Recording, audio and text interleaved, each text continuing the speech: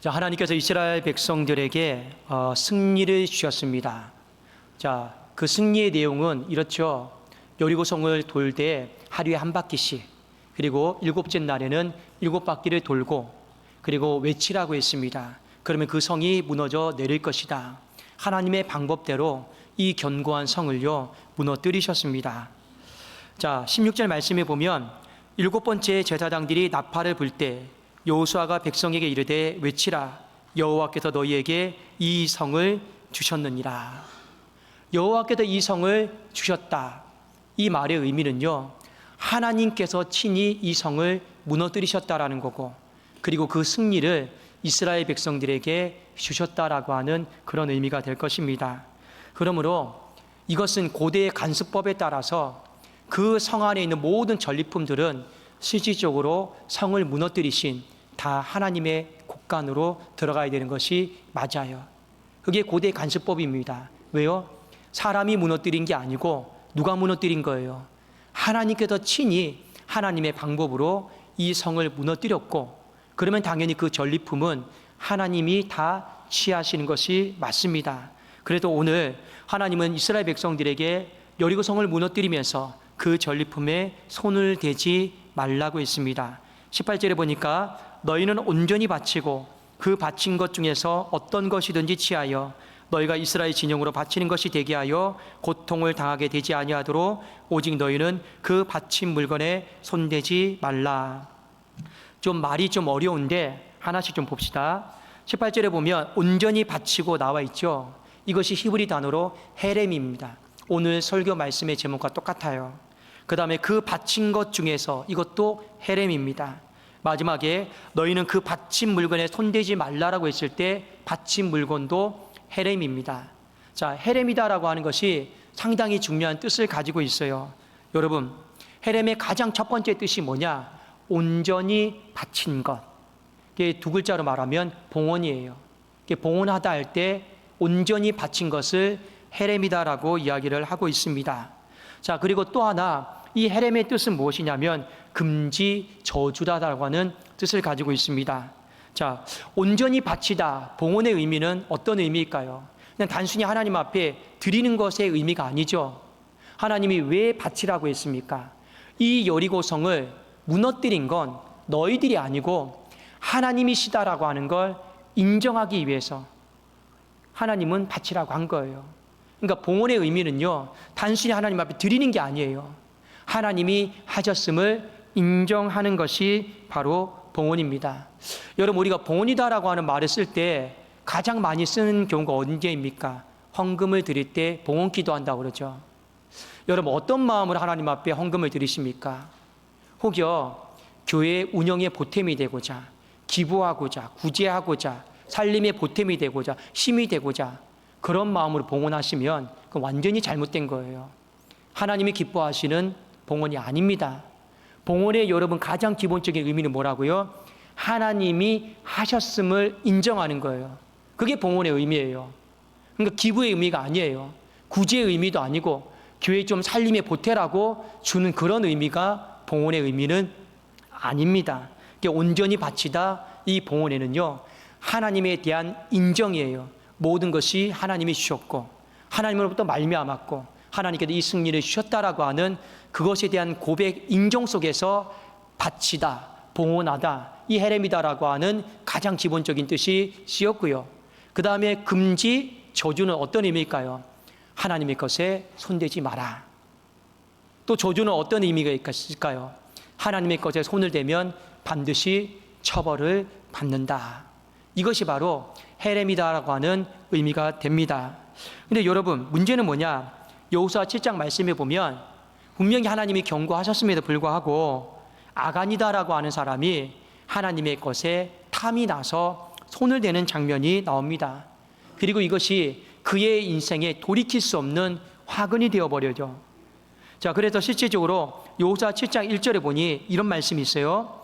이스라엘 자손들이 온전히 바친 물건으로 말미암아 범죄하였으니 이는 유다 지파 세라의 중손 삽디의 손자 갈미의 아들 아간이 온전히 바친 물건을 가졌음이라. 여호와께서 이스라엘 자손에게 진노하시니라. 헤렘을 위반한 거예요. 그리고 불러다가 얘기했어요. 너 진짜 위반했느냐? 7장 21절에 보니까 내가 노력한 물건 중에 시날산의 아름다운 외투 한 벌과 은 200세겔과 그 무게가 50세겔 되는 금덩이 하나를 보고 뭐 했습니까? 탐내어서 가졌다. 보소서 이제 그 물건들을 내 장막 가운데 땅속에 감추었는데 은은 그 밑에 있나이다 하더라. 문제는 뭐예요? 자꾸만 인간이 하나님의 것에 손을 대더라라는 거예요. 이것이 문제입니다. 여러분, 오늘 본문의 말씀은 우리에게 중요한 두 가지 적용점을 주고 있어요. 자, 첫 번째는 뭐냐? 인생을 살아가면서 반드시 하나님의 것이 있다 하는 것을요, 인정하셔야 돼요. 하나님의 것이 있습니다. 예수님께서 이렇게 말씀하셨죠. 가이사의 것은 가이사에게, 하나님의 것은 하나님께 뭐라고 있습니까? 드려라. 드리고 안 드리고를 떠나서 하나님의 것이 있다라는 거예요. 여러분, 창세기 3장으로 한번 거슬러 올라가 보면 하나님이 아담과 하와에게 무엇을 주셨습니까? 에덴 동산을 주었어요. 너 가져. 에덴 동산 주셨어요. 그런데 그 안에 두 개는 손을 못 댔어요. 하나는 뭡니까? 생명나무. 또 하나는 선과 악을 알게 하는 지식의 나무, 보통 선악과라고 그러죠. 하나님은 만지지도 말라고 했습니다. 왜 만지지도 말라고 했을까요? 하나님의 것이니까. 만지지도 말라고 한 거예요. 자, 창세기 3장 3절에 보면 동산 중앙에 있는 나무의 열매는 하나님의 말씀에 너희는 먹지도 말고 만지지도 말라. 너희가 죽을까 하노라 하셨느니라. 하나님의 것에 손대면 죽는다고 했습니다. 이게 헤렘이죠. 그런데 우리는요, 이 본문을 간혹 가다가 잘못 적용하는 경우가 있습니다. 많은 사람들이 의아해요. 왜 하나님 선악과를 두셔서? 그냥 아예 두지도 마시지. 그냥 괜히 인간이 그걸 쳐다보게 만들고 자꾸 기웃거리게 만들고. 그래도 자유주의 신학자들은요, 그 선악과를 하나님의 덫이다, 하나님의 유혹이다, 그렇게 해석하는 분들이 많이 있습니다. 그리고 많은 사람들이 오랜 역사를 통해서 왜 하나님이 이 동산 중앙에 선악과를 두셨을까? 이걸 가지고 나름대로 해석을 하는 분들이 많이 있습니다. 그러나 여러분, 감히 말씀드리건대 그 하나님의 선악과를요, 그런 식으로 여러분 소재를 삼으면 안 돼요. 그건 단순한 거예요. 무엇입니까? 하나님의 것이니 손대지 말라. 그걸로 끝나는 거예요. 여기에 더 어떤 해석을 덧붙일 필요도 없습니다.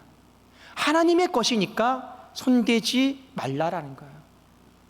그게 전부예요. 여러분, 우리가 이 땅을 살아가면서 내가 하나님의 것을 어느 선까지 생각하느냐는요, 각 사람의 믿음의 분량에 따라 좀 정도의 차이가 있습니다. 믿음이 충만한 사람은 다 하나님의 것이에요. 그런데 믿음이 조금밖에 없는 사람은 딱 여기까지만 하나님의 것이에요. 믿음이 아예 없는 사람은 따지겠죠. 내가 힘들게 알바하고 야근해서 벌었는데 다 내 거지. 왜 하나님의 것이야?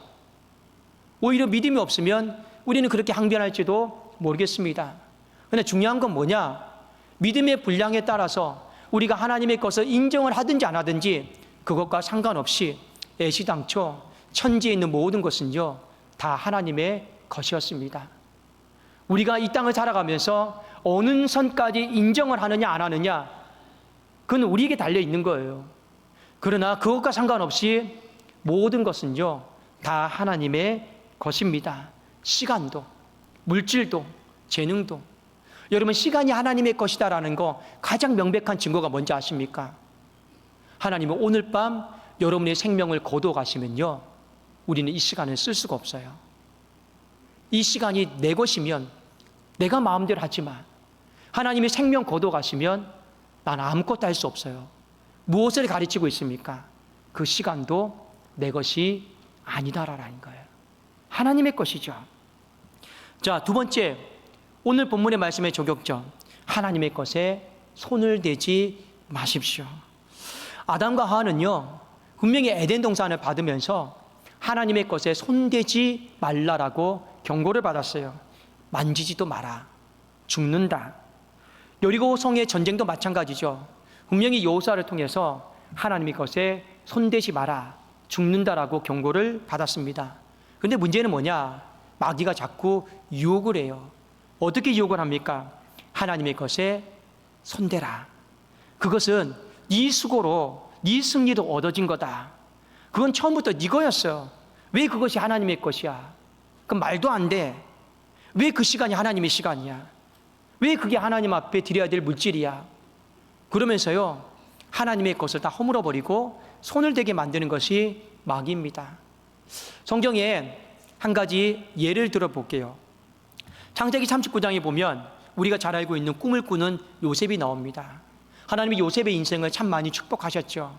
그런데 한 번은 이런 일이 있었습니다. 요셉이 일을 되게 잘해요. 항상 일을 하기 전에 하나님 앞에 기도하면서 해요. 하나님, 내가 노예로 팔려왔지만 내가 손을 대는 곳마다 이 가정에 하나님 축복해 주세요. 그런 마음을 가지고 일을 한단 말이에요. 하나님이 막 복을 막 부어주세요. 그래서 이 요셉의 경호대장이었던, 이 애굽의 경호대장이었던 이 보디발이요, 요셉에게 다 줘버렸어요. 다 줬어요. 다 네 거다. 그 내용이 어디에 나오냐면 창세기 39장 4절에 나옵니다. 요셉이 그의 주인에게 은혜를 입어 섬김에 그가 요셉을 가정 총무로 삼고, 그 다음에 뭐라 되어 있습니까? 자기의 소유를 다 그의 손에 위탁하니 네 마음대로 해. 다 네 거야. 이렇게 했어요. 근데 문제는 뭐예요? 이 보디발의 아내가 날마다 요셉을 유혹을 해요. 이때 요셉이 한 말을 잘 들어보십시오. 창세기 39장 9절입니다. 우리 같이 한번 읽어보실까요? 자, 9절 함께 읽겠습니다. 시작. 이 집에는 나보다 큰 이가 없으며 주인이 아무것도 내게 금하지 아니하였어도, 자, 여기까지 보면 이 집에 있는 모든 건 다 누구 거예요? 다 내 거예요. 다 내 겁니다. 근데 그 뒤에 뭐라 되어 있습니까? 같이 한번 읽어봅시다. 시작. 금한 것은 당신뿐이니 당신은 그의 아내임이라. 그런지 내가 어찌 이 큰 악을 행하여 하나님께 죄를 지으리까? 다 내 건데 내가 손을 대면 안 되는 것도 있다. 에덴 동산도 다 내 건데 내가 손을 대면 안 되는 것이 있다. 그러니 여러분, 요셉이 나중에 애굽의 총리가 되고 이 노예 인생에서 정말 축복받는 인생으로 쓰임을 받잖아요. 여러분들은 요셉이 왜 축복을 받았다고 생각하십니까? 꿈을 꿔서요? 꿈을 잊지 않아서요? 아니에요. 요셉이 헤렘을 잘 지켰어요. 그게 요셉이 복을 받은 비결입니다. 하나님의 것을 잘 지켰어요. 하나님의 것이라면 손을 대지 않았어요. 오늘 그 샘플을 보여주고 있잖아요. 분명히 보디발은 다 줬어요. 그런데 보디발이 뭘 설정해놨습니까? 헤렘을 설정해놨어요. 이것은 네 것이 아니다. 근데 마귀는 어떻게 해요? 자꾸 손대게 만들어요. 보디발의 아내가 계속 밤낮으로 손대라. 그 손댄다고 뭐가 문제가 되냐? 손대다가 아무 문제 되지 않아. 아무도 보지 않아. 단순히 한 사람을 정욕적으로 유혹하는 문제가 아니에요. 마귀가 그런 식으로 자꾸만 하나님의 것에 손을 대도록 날마다 밤낮으로 유혹을 하는 거예요. 근데 요셉은 단순히 음란에서 승리한 게 아닙니다. 정욕에서 승리한 게 아니에요. 요셉은 무엇에서 승리한 거예요? 바로 헤렘에서 승리한 거예요. 그래서 하나님이 요셉의 인생을요, 복되게 하시는 거예요. 여러분, 우리가 하나님의 것에 인정하고 하나님의 것에 손을 대지 않으려면 훈련을 하셔야 돼요. 어떤 훈련을 하셔야 되냐면 하나님의 것을 가볍게 여기지 말고 구별해서 드리는 법을 자꾸만 훈련을 하셔야 됩니다. 자, 여호수아 6장 19절에 보면 은금과 동철 기구들은 다 여호와께 구별될 것이니 그것을 여호와의 곳간에 드릴지니라. 하나님의 것 인정하고 여호와의 곳간에 드리는 훈련을 하시라라는 거예요. 하나님이 전리품에 욕심을 가지신 것이 아닙니다.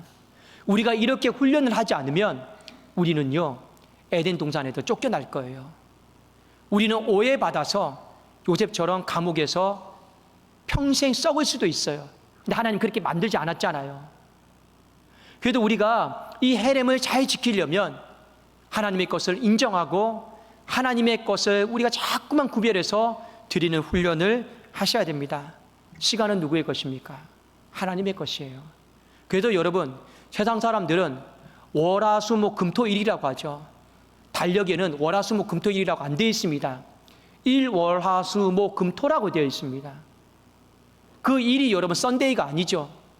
일이 영어로 뭡니까? 더 로즈데이입니다. 주님의 날, 주님의 시간이에요. 근데 거기에 자꾸 손대지 마십시오. 이래서 빠지고 저래서 빠지고 어디 간다고 빠지고 잘 모르겠습니다. 자꾸 손을 대다 보면 나중에 뒷감당을 어떻게 하시는지 모르겠습니다. 그래도 우리는요, 그 주일이라고 하는 시간에 손을 대지 않게 해서 나름대로 원칙을 정했어요. 주일 성수합시다. 주일 성수가 뭐예요? 주일을 거룩히 지킵시다. 그게 헤렘이었어요. 헤렘을 지키는 우리 한국교회의 살 길이었습니다. 그 율법의 문제가 아니에요. 그런데 오늘날 어떻습니까? 그 헤렘을 지키는 것이요, 많이 무너져 버렸습니다. 서로 편의를 봐주고, 이래서 무너지고 저래서 무너지고, 가족과 보내서 무너지고, 콘서트 가야 돼서 무너지고, 놀러 가야 되니까 무너지고, 여행 가야 되니까 무너지고. 여러분들이 그것 제가 정죄하고 판단하는 것이 아닙니다. 그런 시대 속에 살고 있어요. 헤렘이 점점 무너져가는 시대 속에서요. 자꾸만 여러분들이 그 하나님의 시간에 손을 대는 버릇을 하지 마십시오. 그 나중에 인생에 큰 문제가 생겨요. 여러분, 물질도 마찬가지입니다. 물질에 있어서도 구별해서 하나님 앞에 드리는 훈련을 하십시오. 그렇게 하지 않으면요, 이 물질에 있어서 여러분 큰 화근을 입더라고요. 제가 서두에도 말씀드렸지만, 여러분들이 하나님 앞에 무언가를 봉헌하실 때 구제한다, 기부한다, 교회 살림 보탠다, 이런 마음이 있으면 회개하셔야 되는 거예요. 그건 봉헌이 아니에요. 봉헌의 여러분 가장 기본적인 뜻은 하나님이 하셨습니다. 하나님이 주셨습니다. 하나님으로 말미암아, 하나님의 수고로 말미암아 제가 얻게 되었습니다라고 하는 하나님에 대한 인정 속에서 봉헌하는 거지, 교회가 기부금 받는 것이 아니에요. 교회가 여러분 살림에 보탤 돈을 받는 것이 아니에요. 그는 헤렘이 아닙니다. 하나님 앞에 봉헌도 아니고 온전히 바쳐진 것도 아니죠. 여러분들이 이 물질을 구별해서 하나님 앞에 드리는 훈련을 하셔야 돼요. 여러분, 우리가 한국교회에서 기본적으로 드리는 세 가지 헌금이 있어요. 그 가장 첫 번째가 바로 10의 1조입니다. 10의 1조는 무엇일까요? 내 소득의 10개 중에 하나를 하나님 앞에 드리는 것인데, 여러분, 교회의 살림의 보탬이 되려고 드리는 게 아니에요. 신앙의 고백입니다.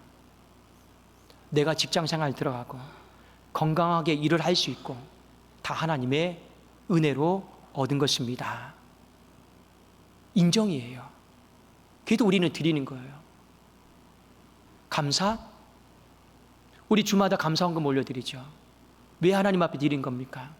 한 주의 삶을 돌아보니까 하나님이 지켜주시고 보호해 주시고 위기에서 건져주시고 하나님의 그 은혜를 생각해 보니 감사.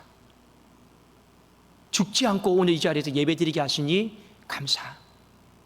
그런 마음으로 봉헌하는 거예요. 여러분, 우리 보통 주정헌금이라고 그러죠. 여러분, 주정헌금의 뜻을 알고 있습니까? 매 주마다 작정하여 일정 금액을 작정하여 하나님 앞에 드리는 헌금인데, 이 주정헌금의 출발은요, 하나님 이번 한 주도 하나님 앞에 헌신된 마음으로 살겠습니다라고 하는 믿음의 고백이었어요. 헌신된 마음으로 살려고 하면 하나님 건강 주셔야 되고, 하나님 시간 주셔야 되고, 내 인생에 불필요한 터질 우물들을 막아주셔야지 제가 하나님 앞에 헌신된 자로 살아갈 수 있겠습니다. 그 하나님에 대한 일하심에 대한 인정이요, 주정헌금에도 다 포함이 되어 있어요. 우리도 더 나가서 간혹가다 생일감사헌금도 드리죠. 왜 드리는 거예요? 내 태어난 날, 내 생명 하나님이 주셨습니다. 인정으로 하나님 앞에 올려드리는 거예요. 여러분들한테 오늘 전리품의 문제를 다루는 것이 아니에요. 중요한 건 우리가 이 땅을 살아가면서 시간이든 물질이든 재능이든 어떠한 것이든 간에 하나님 앞에 구별하여서 하나님의 것을 인정해서 드릴 수 있느냐 없느냐, 이것이 우리가 생각하는 것 이상으로 인생에 미치는 영향과 파장이 크더라라는 거예요. 정리해 볼까요? 아담과 하와 왜 에덴 동산에 쫓겨나고 그들의 인생에 죽음이 찾아오고 가시덤불과 엉겅퀴가 찾아왔습니까? 하나님의 것을 지키지 못했어요. 헤렘을 위반했습니다. 왜 요셉은 축복받았습니까? 음란에서 승리했다고요? 유혹에서 승리했다고요? 아니에요. 왜 요셉은 승리했을까요? 하나님의 것을 잘 지켰어요. 헤렘을 잘 지켰기 때문에 승리한 거예요. 우리가 익히 알고 있듯이 헤렘을 가장 잘 지킨 사람은 다윗입니다. 근데 다윗이 하나님께 어떻게 축복을 받았는지 아십니까? 제가 한번 읽어드릴게요.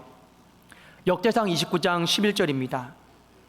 여호와의 위대하심과 권능과 영광과 승리와 위엄이 다 주께 속하였사오니, 다윗이 이렇게 고백해요. 천지에 있는 것이 다 주의 것이로소이다. 여호와의 주권도 주께 속하였사오니 주는 높으사 만물의 머리이십니다. 하나님의 것을 인정했어요. 그리고 하나님은 다윗의 인생을 어떻게 축복하셨느냐? 사무엘하 8장 14절에 보면 다윗이 다메섹 아람의 수비대를 두매 아람 사람이 다윗의 종이 되어 조공을 바치니라. 그 다음에 뭐라고 되어 있습니까? 우리 한번 같이 한번 읽어봅시다. 시작. 다윗이 어디로 가든지 여호와께서 이기게 하시니라. 다윗의 인생 가운데 헤렘을 잘 지켰기 때문에 어디로 가든지 하나님이 이기게 하셨어요. 오늘 여호수아 6장을 읽고 7장에 가보면 이 여호수아가 어처구니 없이 어이없이 아이성 전투에서 패배를 하고 수많은 사상자들이 발생을 합니다. 솔직히 아이성 전쟁은요, 눈 감고도 이길 수 있는 전쟁이에요. 한 손으로 이길 수 있는 전쟁이에요. 근데 정말 어이없이 허망하게 사상자들이 너무나도 많이 발생해 버렸습니다. 이건요, 기도하고 말고도 없었어요. 무조건 이기는 전쟁이에요. 그런데요, 졌어요. 하나님은 뭐라 말씀하는지 아십니까? 헤렘을 지키지 못했다. 에덴 동산을 생각하십시오. 헤렘을 지키지 못했어요. 요셉을 생각하십시오. 헤렘을 지켰습니다. 다윗을 생각하십시오. 헤렘을 지켰습니다. 여호수아와 아이성 전쟁을 생각하십시오. 헤렘을 지키지 못했습니다. 여러분들이 단순히 인생의 앞날을 놓고 무조건 우리도 어디로 가든지 이기게 해주십시오. 그건 그렇게 얻어지는 기도 제목의 축복이 아닙니다. 하나님 앞에서 저와 여러분들이 다시 한번 헤렘을 회복하고 헤렘을 잘 지켜나가게, 그래도 우리 교회와 가정과 여러분의 자녀들의 인생 가운데 전리품을 갖느냐 안 갖느냐 이 문제가 아닙니다. 하나님께서 어디로 가든지 이기게 하시는 헤렘의 은혜가 있기를 주님의 이름으로 축원합니다. 기도하겠습니다.